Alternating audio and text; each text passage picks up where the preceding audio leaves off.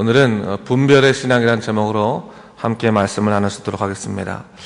오늘의 본문의 말씀인 요한 1서는 초대교회 당시 공동체 내 영적인 혼란을 일으켰던 이단을 경계하기 위해서 쓰여진 책입니다. 다분히 신학적인 논쟁들이 들어있고 또 이단을 경계하는 기준들에 대해서 잘 기록해 놓았습니다. 사도행전을 보면요, 교회가 시작된 지 얼마 되지 않아 교회가 큰 영적인 위협을 두 가지 받게 됩니다. 그 하나가 박해라고 하는 거죠. 박해라고 하는 외부적인 위협이 있었고, 또 나머지 하나가 이단이라고 하는 내부적인 위협이 있었습니다. 둘 다 초대교회 사람들에게는 큰 영적 위협이 되었는데, 둘만 놓고 본다면 교회를 더 혼란스럽게 했던 것은 생명을 위협하는 박해가 아니라 신앙을 혼란케 하는 이단이었다는 사실입니다. 그도 그럴 것이, 박해가 일어나면 성도들이 생명의 위협을 받을 때 오히려 그들의 주인이 되시는 예수 그리스도를 붙잡고 신앙으로 극복하려고 합니다. 그렇기 때문에 오히려 힘들 때 영적으로는 분명해지고 또 신앙적으로 견고해질 수 있는 계기를 맞이할 수도 있습니다. 하지만 이단은 좀 다르죠. 이단은 신앙 자체를 혼란시키고 무력화시키는 것입니다. 그렇기 때문에 어떠한 상황 속 전혀 외부적으로는 문제가 없다 하더라도 이 이단의 문제 한번 걸리고 나면 완전히 교회가 부서지고 분열되는 일들이 사실은 얼마든지 많이 있습니다. 오늘도 마찬가지죠. 일반적으로 사람들이 생각하기에는 경제적인 위기나 질병과 같은 상황적인 문제들이 우리들에게 신앙의 위협이 더 될 것이다 생각하지만 실제로는 그렇지 않습니다. 오히려 이단이나 혹은 우상이라고 하는 것은 단순히 다른 종교의 그 신들을 섬긴다는 것을 떠나서 자기를 더 섬긴다거나 아니면 더 세상 것을 따라간다거나 그런 수많은 우상의 것들, 우상의 문제들이 사실은 신앙적인 위협을 더 크게 준다는 것을 우리가 좀 알아야 됩니다. 실제로 초대교회 당시 가장 큰 영적인 위기는 신앙적인 박해가 아니라 거짓 선지자들의 잘못된 교훈이었습니다. 그래서 신약 성경의 서신서들이 이러한 이단의 문제에 대해서 아주 강하게 이야기하고 있는 것입니다. 자, 오늘 본문인 요한일서 4장은 그러한 의미에서 신앙생활에 있어서 영적인 분별력이 얼마나 중요한 것인가를 잘 드러내주고 있습니다. 한마디로 영적인 분별력이 있어야 바른 신앙이다라고 하는 거예요. 우리는 보통 뜨겁거나 열정이 있으면 신앙이 좋다만 하지만 신앙이 있어 되게 중요한 기초 중에 하나는 뭐냐면 바른 분별력이다. 바른 영적인 분별력이라는 것을 얘기하고 있습니다. 사도 요한이 목회하던 당시에 초대교회들은 영지주의라고 하는 이단에 의해서 굉장히 몸살을 앓았습니다. 영지주의에 대해서 말하려면 시간이 많이 걸리니까 오늘 본문의 문제로서만 잠깐 얘기하자면 성육신에 관해서 성경과 다른 교훈을 했다는 겁니다. 그래서 어떤 교훈입니까? 그리스도께서 육체로 오셨다면 하나님께서 완전하게 오신 것이 아니라는 거예요. 그래서 육신은 헛된 것이다. 영만이 온전한 것이다 라고 가르쳤다는 겁니다. 사실 오늘날에도 이런 식의 이단들은 적지 않습니다. 육체의 일은 세상적인 것이기 때문에 육체는 하나님을 찬양할 수 없으니 영적으로만 하나님을 찬양해야 된다라고 말하면서 오히려 육체적인 비윤리적인 행동들을 그냥 아무것도 아닌 것처럼 여기면서 주장하는 이단들이 참 많이 있죠. 여러분들 아시는 JMS부터 시작해가지고 수없이 많이 있습니다. 그런 이단들, 그런 신앙의 신도들을 혼란케 하는 이단들이 실질적으로 우리 근처에 많이 있다는 겁니다. 그래서 사도 요한은 교회 내에 들어와서 영적으로 혼란을 일으키는 거짓 선지자들에 대해서 경계하면서도 이렇게 얘기하고 있습니다. 4장 1절 말씀에서 함께 읽어볼까요? 4장 1절 말씀 시작. 사랑하는 자들아, 영을 다 믿지 말고 오직 영들이 하나님께 속하였나 분별하라. 많은 거짓 선지자가 세상에 나왔음이라 했어요. 사도 요한이 말하기를 영들을 다 믿지 말라라고 말하고 있어요. 이 말이 뭡니까? 이거는 하나님의 뜻입니다. 하나님께서 말씀하셨습니다. 이건 하나님이 놀라우신 역사입니다라고 말하는 사람들이라고 해서 모두 다 믿어서는 안 된다는 거예요. 그걸 이 사도 요한이 권고하고 있는 것입니다. 왜 그렇습니까? 그들이 비록 입술로는 하나님에 대해서 말하고 있지만 실질적으로는 세상에 속한 사람이다. 하나님께 속한 사람이 아니기 때문이다라고 이야기해주고 있는 것이죠. 그래서 오늘날 우리가 믿음 생활할 때 굉장히 중요한 것 중에 하나가 영을 잘 분별하는 분별력이 있어야 된다는 것을 얘기하고 있습니다. 그러면서 그 분별력에 있어서의 기준에 대해서 2절에서 말하는데 2절에서 뭘 얘기하고 있습니까? 예수 그리스도가 육체로 오신 것을 시인하는가 아닌가, 거짓인가, 그것에 따라서 거짓인가 아닌가가 구별될 수 있다라고 하는 것입니다. 여기 이 성육신의 문제는요, 기독교 2000년의 역사에 있어서 가장 중요한 영적인 기준입니다. 예수 그리스도를 주로 시인하되 그분께서 정말로 성육신 하셨는가 아닌가를 믿음으로 고백할 수 있을 때 그것이 우리가 진정한 성도인가 아닌가가 구별된다고 하는 것입니다. 여기 이 성육신이 되셨다고 하는 것은 어떤 건 우리 삶의 자리에 찾아오셔서 실제로 우리와 함께 더불어 계시고 또 우리를 위해서 죽으신 그 역사적 사건을 우리가 믿음으로 고백하는 것을 얘기하는 거거든요. 그냥 어떠한 허상적이고 철학적으로 이해하는 것이 아니라 실질적인 나를 위한 사건이라는 것을 고백하는 것이 바로 이 성육신의 사건입니다. 근데 오늘날 우리가 이 말을 하면요, 보통 오늘날의 성도들은 뭐 당연한 거 아닙니까? 뭐 당연히 예수님께서 성육신하지 않으셨습니까? 라고 얘기할 것 같은데 철학적으로 조금씩 풀어가기 시작하면요, 굉장히 혼돈되기 시작하는 거예요. 예수님께서 유일한 우리의 구주로 오시고 제사장으로 오셨다는 것들에 대한 것들을 조금만 철학적으로 뒤바꾸기 시작하면 그 다음부터는 정신없이 사람들이 다 넘어가게 됐어요. 요즘 한국 교회를 몸살나게 하는 그런 이단, 가장 큰 이단이 여러분 뭔지 아시죠? 뭐예요, 여러분? 신천지. 이 신천지라고 하는 그런 이 종파, 이 이단 종파는 이만희라고 하는 사람이 교단 교주인데, 이만희가 뭐예요? 이 사람이 이 예수님 이후에 또 다른 재림 예수처럼 온 거라.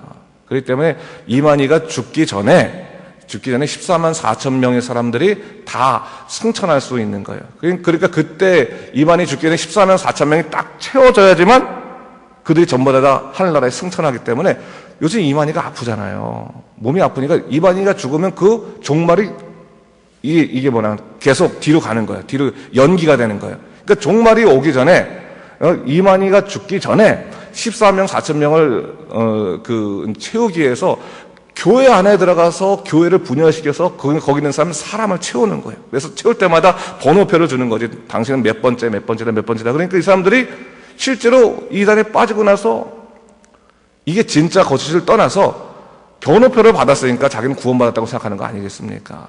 근데 그게 우리가 참 어이없을 것 같지만 실제로 조금만 들어가서 교육받고 나면 그 다음부터 정신없이 거기 빠져드는 거예요.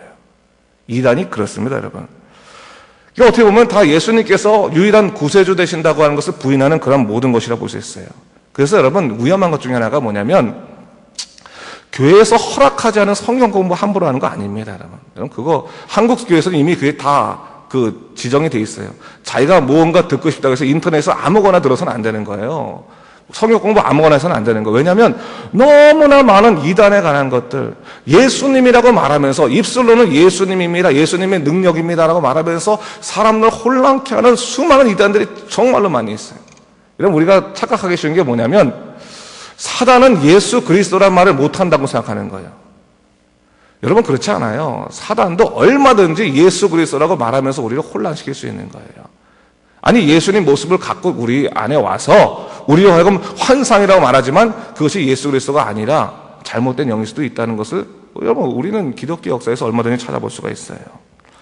여러분, 우리가 신앙생활할 때 우리 믿음을 잘 지켜내는 것이 얼마나 중요한 몫인지 모릅니다. 여러분, 우리가 마음에 따라가는 것이 신앙생활이 아니라 때로는 뱀처럼 지혜로울 필요가 있는 것이 필요한 거예요. 신앙이라고 하는 것은 결국 영적인 생존권이거든요. 그래서 되는 대로 믿자고 해서 되는 것이 아니에요.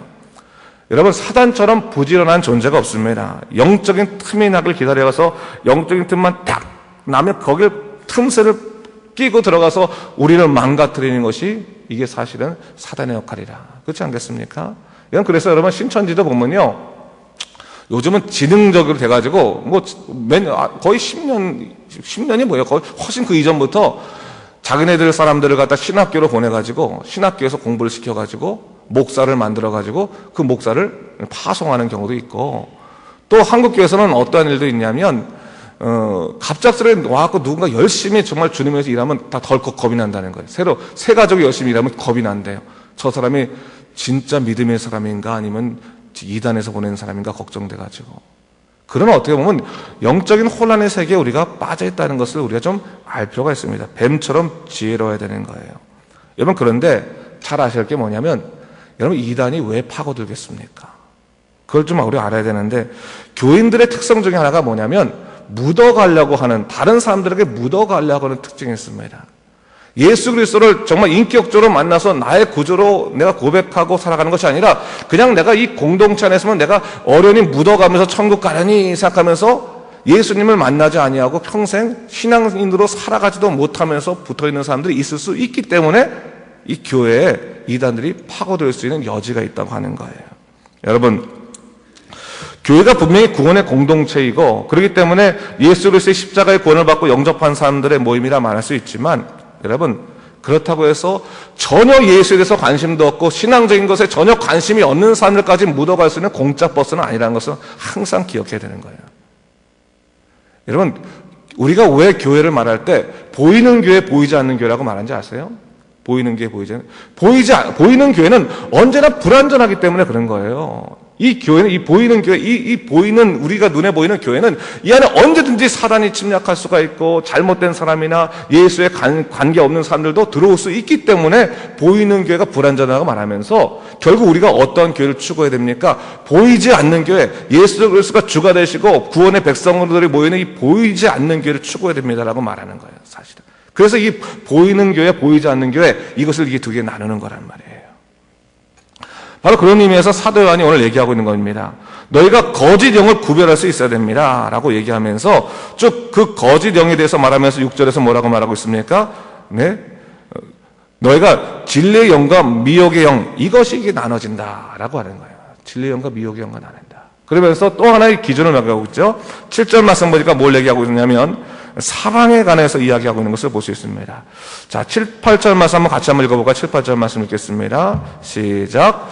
사랑하는 자들아, 우리가 서로 사랑하자. 사랑은 하나님께 속한 것이니 사랑하는 자마다 하나님으로부터 나서 하나님을 알고 사랑하지 아니하는 자는 하나님을 알지 못하니 이는 하나님은 사랑이십니다.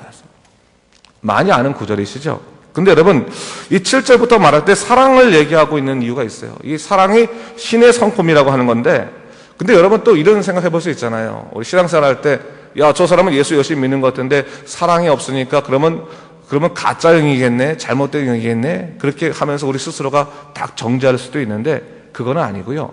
여러분, 사랑에도요 색깔이라는 것이 있습니다. 잘 아실 게 뭐냐면, 부모가 자식을 사랑하는 그 사랑 속에서 부모의 사랑의 색깔을 알 수 있죠. 그렇죠? 연인들이 하는 그 사랑을 통해서 연인들이 하는 색깔을 알 수 있죠. 연인들이 서로 사랑한다고 해서 거기서부터 하나님이 드러나지는 않습니다. 그렇죠? 그 사랑의 색깔이라는 겁니다. 근데 우리 기독교에서 말하는 사랑이라는 것은 세상 사람과 구별되는 사랑의 색깔이 있어요. 그 색깔이 뭐냐면 우리가 사랑하는 행위마다 누가 드러나요? 하나님이 드러나는 거예요. 하나님이 드러나고 하나님에게 영광이 돌려가는 방식으로 가는 사랑이 하나님께 속한 사랑이에요. 바로 그것을 얘기하고 있는 거예요. 그냥 가가지고 너희가 선행을 행하라 라는 것이 아니라 너희가 하는 그 모든 사랑의 행위 가운데서 하나님의 영광이 드러나고 있을 때 너희가 하나님께 속한 사랑을 하게 되는 것이다 라는 것을 얘기하고 있는 거예요. 그럼 누군가에게 여러분, 우리가 열심히 사랑을 행할 때 그 사람이 우리를 통해서 하나님이 살아계시구나, 하나님이 살아계시네요 라는 것을 볼 수 있다면 그것은 뭡니까? 하나님께 속한 사랑을 할 수 있다는 거예요. 바로 그거로 구별하자는 거예요. 여러분, 이단들이 하는 그러한 선행이라고 하는 것이요, 참 이상한 것이 정말 사람의 마음을 혼란케 하고 마음을 뺏을 수는 있지만 거기에 하나님이 분명히 보이진 않습니다. 여러분, 이단 종파들 다 보세요. 거기 보면 교주가 보이지 하나님은 보이지 않아요. 하나님이 보이면 그 교주가 보일 리가 없어요, 여러분. 하나님이 보여야 되는 거예요. 하나님께 속한 사람이라는 게, 사랑이라는 게 바로 그런 겁니다. 성령이 우리 안에 내주하셔서 우리가 사랑의 행위를 하고 나면 사람이 보이지 않고 하나님이 보이시는 거예요. 하나님의 영이 보이시는 겁니다.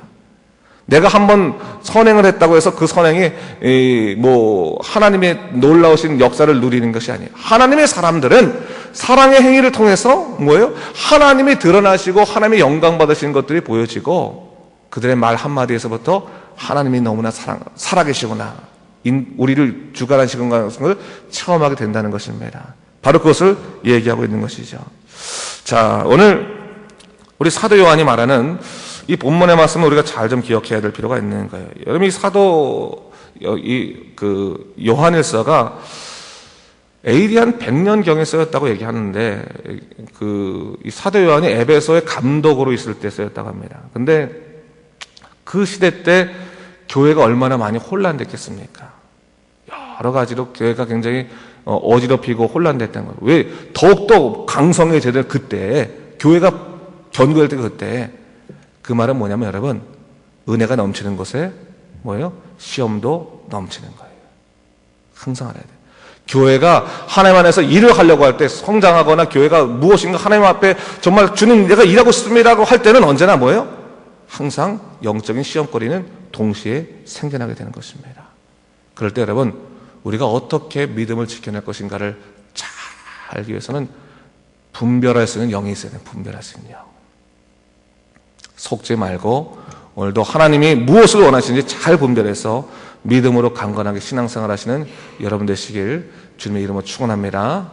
기도하겠습니다.